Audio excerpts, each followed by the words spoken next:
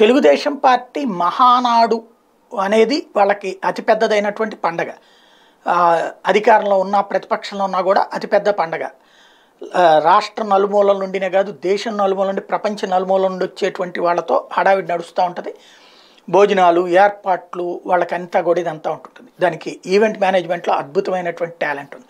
ఇప్పుడు లోకేష్ పాదయాత్ర ముగింపు సందర్భంగా కూడా అట్లాంటిది. వాస్తవంగా పాదయాత్రలో ఒక రికార్డుని అధిగమించే అవకాశాన్ని మాత్రం లోకేష్ ఎందుకు వదులుకున్నారో తెలియదు. కానీ జగన్మోహన్ రెడ్డి పాదయాత్ర రికార్డుని బ్రేక్ చేసేవాళ్ళు. అయితే ఆల్రెడీ మొన్న బ్రేక్ అయ్యి 2 నెలల గ్యాప్ వచ్చింది కాబట్టి అనవసరం అనుకున్నట్టున్నారు.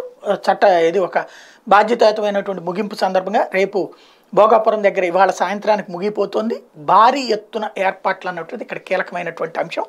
ఇందులో 7 రైళ్లు, వందలాది బస్సులు, 1000 కార్లు, 6 లక్షల మంది కుర్చీలు టోటల్గా చేసుకొస్తుంది. 70 ఎకరాల్లో వేదికతో పాటు సభా ప్రాంగణం ఉండబోతుంది. 160 అడుగుల పొడవు, 50 అడుగుల వెడల్పుతో వేదికను సిద్ధం చేస్తున్నారు. 6 లక్షల మందికి సరిపడే కుర్చీలు వేస్తున్నారు. రాష్ట్రంలో నలుమూల నుంచి పార్టీ శ్రేణులు తరలివచ్చేందుకు 7 రైళ్లు, 100 కొద్ది ప్రైవేట్ బస్సులు, 1000 కార్లు, ఇతర వాహనాలను ఏర్పాటు చేశారు. వివిధ ప్రాంతాల నుంచి వచ్చే రైళ్లు విజయనగరం చేరుకోబోతున్నాయి. వాళ్ళని సభా ప్రాంగణానికి చేర్చేందుకు బస్సులు, ఇతర వాహనాలను కూడా సమకూర్చారు. ఒరిస్సా నుంచి కూడా బస్సులు తీసుకురాబోతున్నారు.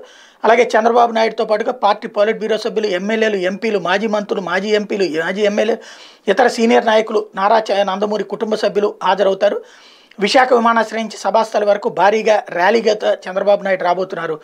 సభ నిర్వహణకు ప్రత్యేకంగా కమిటీలను నియమించారు. పోలిపల్లిలో ఆ రోజు 1,00,000 మందికి భోజన వసతి కల్పించబోతున్నారు. అట్లాగే ఇచ్చాపురం నుంచి అటు అనకాపల్లి వరకు జాతీయ రహదారి పొడుగున 25 భోజన వసతి కేంద్రాలు ఏర్పాటు చేయబోతున్నారు. మిగిలిన వాళ్ళకి ఆయా కేంద్రాల్లో ఆహార పొట్లాలు అందిస్తారు.